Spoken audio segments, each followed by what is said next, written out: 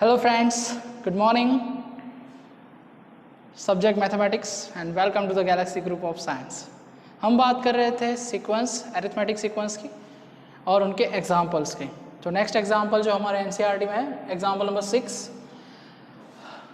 The sum of n terms of two arithmetic progression, कितनी है? दो अरिथमेटिक प्रोग्रेशन है, are in the ratio of 3n plus 8 jam 7n plus 15. Find the ratio of the 12th term. हमें ये same to same example आपके 10th standard के अंदर cover हुआ है, ठीक है. बट तब हमें ये थोड़ा हार्ड लगता था कि इस तरह के एग्जाम्पल्स थोड़े हार्ड होते हैं.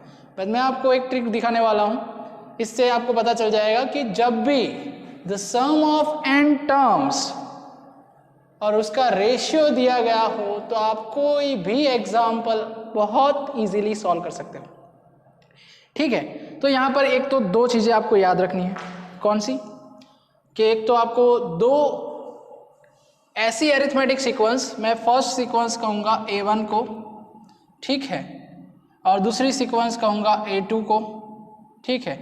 और सो फर्स्ट सीक्वेंस के लिए मेरा जो फर्स्ट स्टेप है वो होगा A1 एंड कॉमन डिफरेंस जो होगा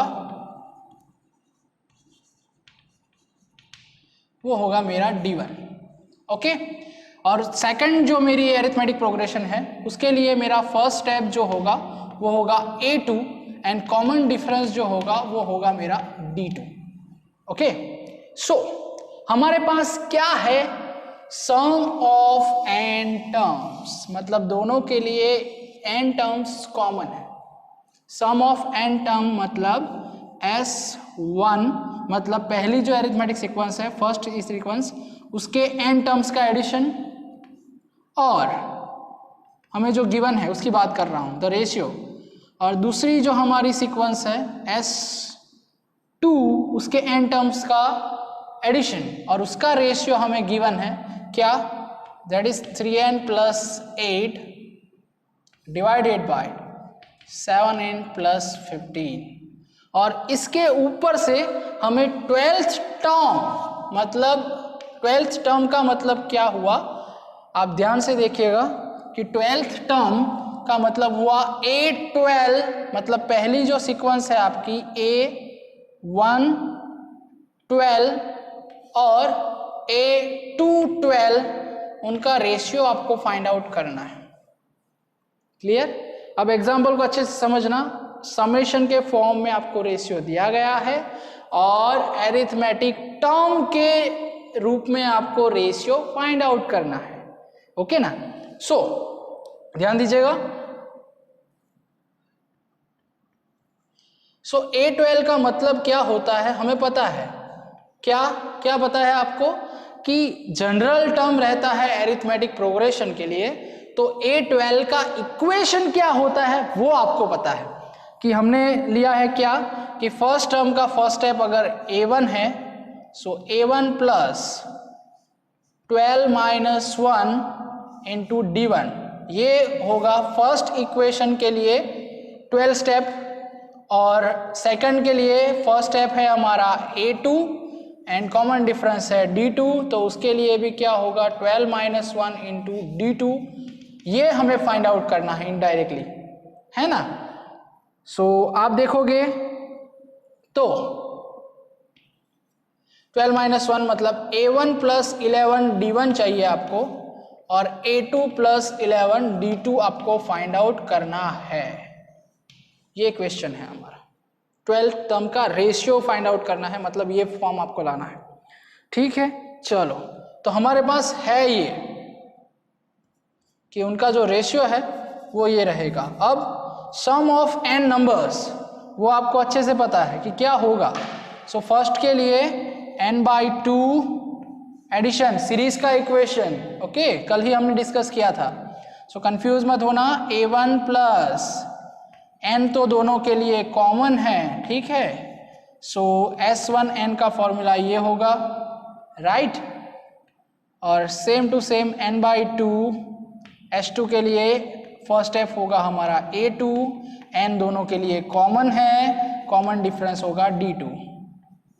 तो ये सेकंड हुआ। अब आप देखोगे n/2 डायरेक्ट कैंसिल है, इसकी जगह पे हमें दिया गया है 3n + 8 अपॉन 7n + 15। ठीक है, चलो अब यहाँ ध्यान से देखना, क्लियर, सॉरी यहाँ पे 2 आएगा, है ना, इक्वेशन में 2 है, 2a + n - 1 × d, my mistake, sorry.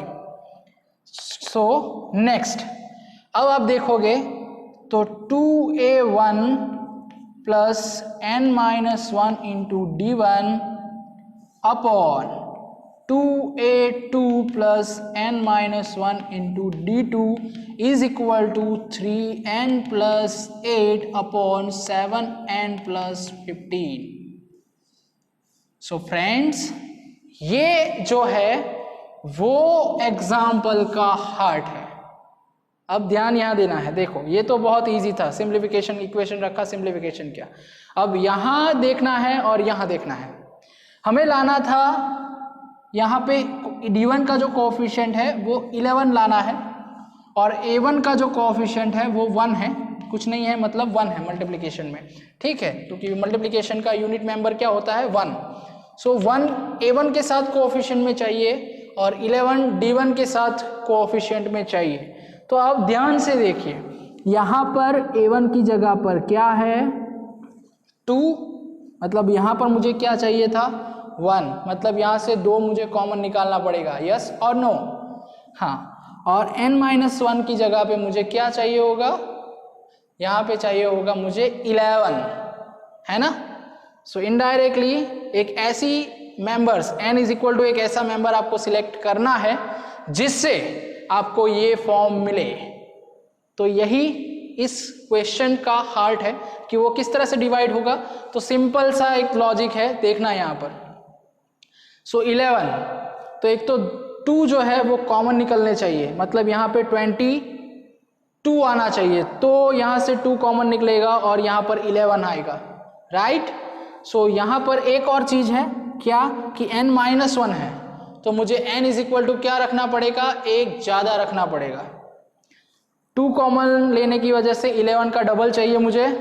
सो 11 का डबल हुआ 22, और यहाँ से -1 भी करना है तो एक और ज़्यादा लेना पड़ेगा। तो n = मैं कितने लूँगा 23 लूँगा, कितना लूँगा 23। सो यहाँ पर ध्यान देना, मैं पुट आउट कर रहा हूँ n = 23, क्या पुट आउट कर रहा हूँ n = 23। तो ये क्या हो जाएगा 2a1 23 - 1 22 d1 same as 2a2 + 22 d2 is equal to, यहाँ पर भी 23 रखना है, ओके।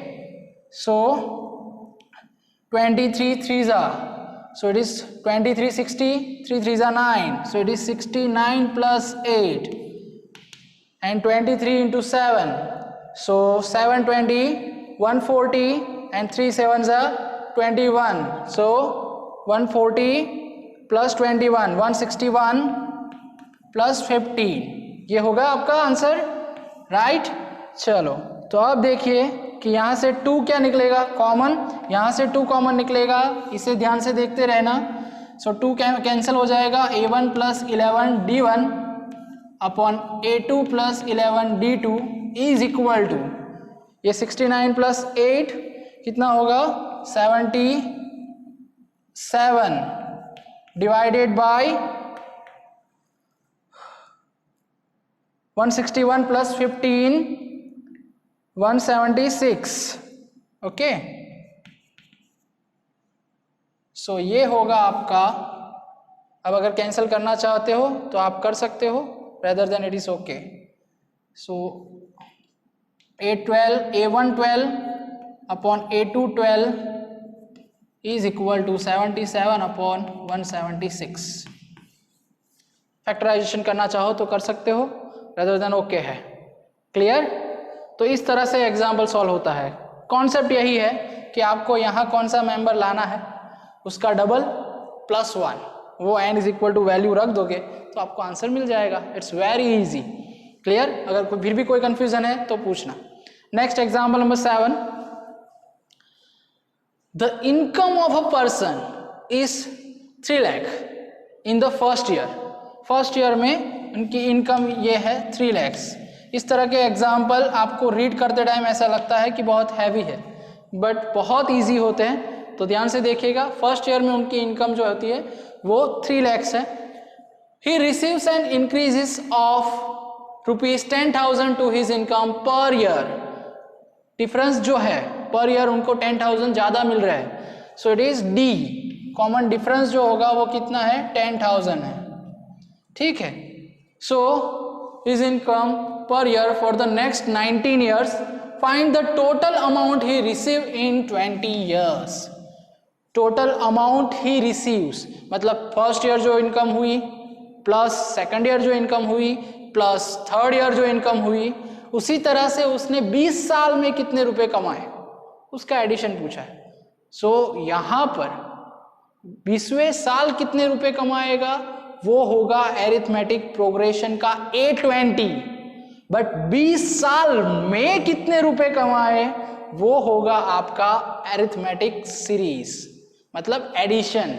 ओके, तो यहाँ पर ये कंफ्यूजन रहता है इस एग्जाम्पल में कि आपको पूछा क्या गया है और आप फाइंड क्या कर रहे हो, ठीक है। तो यहाँ पर आपको क्लियर होना चाहिए कि आपको S20 पूछा है कि 20 साल में उसने कितने पैसे कमाए। Okay, so n is equal to 20। So हमारे पास डायरेक्ट फॉर्मूला है, that is n/2 in bracket 2a plus n-1 into d, right. चलो, सो n/2 मतलब 20/2, 2 into a means 3 lakhs plus 20 minus 1 into d is equal to 10,000. So इसका simplification करना है आपको। So it is 10, it is 6 lakh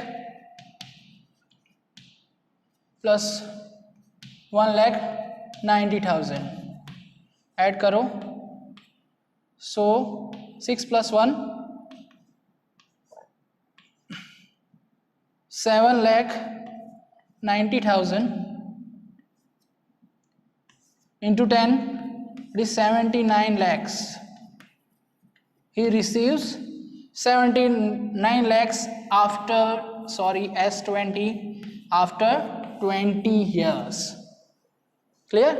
तो इस तरह से इजी एग्जाम्पल सॉल्व होते हैं। और एक टॉपिक है एरिथमेटिक मीन के लिए जो हम नेक्स्ट देखेंगे, एरिथमेटिक मीन।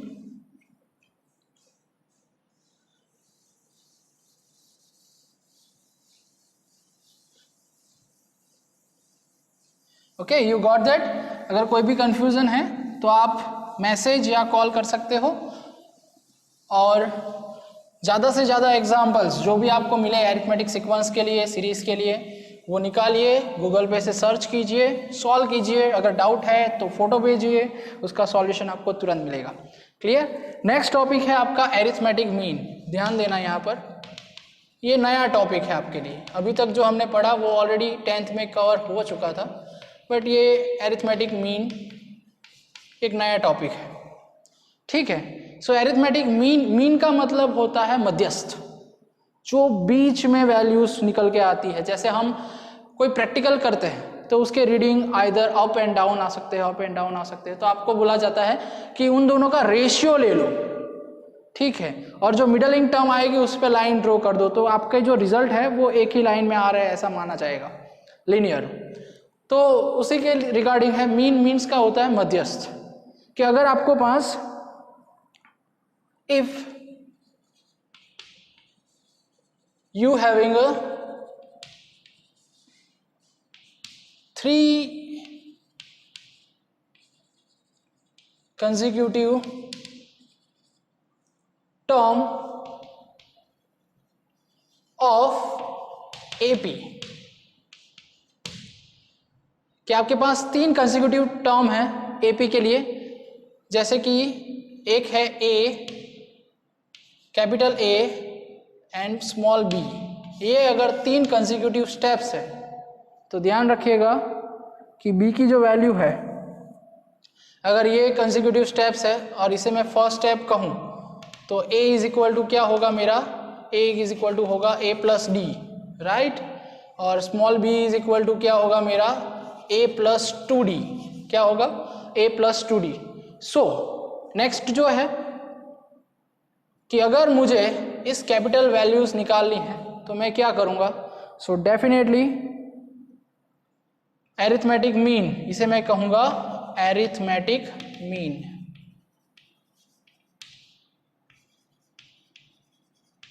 एरिथमेटिक मीन, तो एरिथमेटिक मीन का अगर इक्वेशन निकालना है, मतलब a plus D find out करना है, तो मैं क्या करूंगा? तो मैं करूंगा कि फर्स्ट स्टेप मतलब a प्लस बी अपॉन 2। अगर इन दोनों का एवरेज निकालना है मुझे ये, तो मैं कैसे निकालूंगा? a plus b by 2। अब देखिए a प्लस डी आ रहा है या नहीं आ रहा है? तो a तो फर्स्ट स्टेप a ही है, b इज इक्वल टू क्या है मेरे पास? b इज इक्वल टू है a प्लस 2d, ये मेरा b था और ये मेरा a था। अब दोनों का एडिशन डिवाइडेड बाई 2, तो आपको क्या मिलेगा? 2a plus 2d divided by 2, 2 common निकल जाएगा, इस a प्लस d divided by 2, 2 cancel. So a plus d is equal to क्या है मेरा? Arithmetic mean. ठीक है, सो ये जो है मेरा, इसे मैं कहूँगा एरिथमेटिक मीन। क्लियर? तो किसी भी 3 कंसेक्यूटिव स्टेप्स के लिए अगर आपको एरिथमेटिक मीन फाइंड आउट करना है तो first term plus last term divided by 2। ये किसके लिए है? जब आपको 3 टर्म दी गई होगी कंसेक्यूटिव एरिथमेटिक प्रोग्रेशन के लिए, तो इसे मैं कहूँगा एरिथमेटिक मीन, जिसे मैं शॉर्ट में लिखता हूँ a.m। इसका मतलब क्या हुआ? इसका मतलब हुआ एरिथमेटिक मीन। क्लियर? सो इसे एरिथमेटिक मीन कहते हैं। बहुत इजी टॉपिक है। अब मेन टॉपिक क्या कि अगर एक से ज्यादा एरिथमेटिक मीन है, मोर देन 3 एलिमेंट्स आते हैं,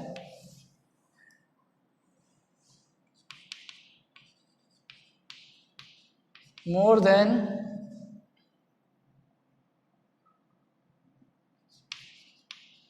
3 elements, then उसका एरिथमेटिक मीन कैसे निकलेगा? तो ये फर्स्ट टर्म होगा हमारा, फर्स्ट टर्म a लेते हैं, दूसरे arithmetic mean a1, a2, a3 up to ये an, ये सारे एरिथमेटिक मीन हैं, और लास्ट टर्म है b। ठीक है, तो a1 कैसे डिफाइन होगा? तो a1 डिफाइन होगा a1 is equal to a plus d, मतलब इसमें आप d ऐड करोगे तो a1 मिल जाएगा, सिंपल। और इसमें d ऐड करोगे आप a2 में, तो ये a प्लस 2d ऐड करोगे तो a2 मिल जाएगा। जिस तरह से हम एरिथमेटिक प्रोग्रेशन निकालते थे उसी तरह से। तो ये सारे एरिथमेटिक मीन होंगे a3, a प्लस 3d, इस तरह से an जो होगा वो a प्लस एन डी होगा। यहाँ एक कंफ्यूजन वाली बात ये रहती है, जनरल टर्म की बात करें, जनरल टर्म मतलब कौन सा? हमारा स्मॉल an वाला, एरिथमेटिक प्रोग्रेशन वाला, तो इसमें इक्वेशन रहता है a plus n minus 1 into d. But जब आप बात कर रहे हो एरिथमेटिक मीन के बारे में, तो उसके लिए इक्वेशन होता है a प्लस एन डी का। ओके, अब यहाँ पे क्वेश्चन ये होगा कि सर सिर्फ फर्स्ट और लास्ट टर्म दिया है, आपको डिफरेंस नहीं दिया है, देन क्या करोगे आप? सो उसके लिए इक्वेशंस कैसे निकालेंगे हम? d is equal to b minus a upon n plus 1। ठीक है, तो इससे आपको कॉमन डिफरेंस मिल जाएगा, और कॉमन डिफरेंस मिलते ही आप इसमें वैल्यू रखोगे तो आपको क्या मिल जाएगा? आपका एरिथमेटिक मीन मिल जाएगा। क्लियर? सो ये है एरिथमेटिक मीन। अब इससे आगे हम एक्सरसाइज है, एक और एग्जांपल है एरिथमेटिक मीन के टर्म्स में, वो नेक्स्ट लेक्चर में कंसीडर करेंगे, और इसके बाद एक्सरसाइज है, तो एक्सरसाइज सॉल्व करेंगे हम वीडियोस में ही। बट आप ट्राई करना स्टार्ट कर दो ताकि थोड़ा दिमाग पे जोर पड़ना शुरू हो जाए। ठीक है, देखते हैं आप कहाँ तक सोच सकते हो। सो नेक्स्ट वीडियो में नेक्स्ट एक्सरसाइज और इसका एक एग्जांपल और बाकी है, वो कंसीडर करेंगे। क्लियर? Thank you.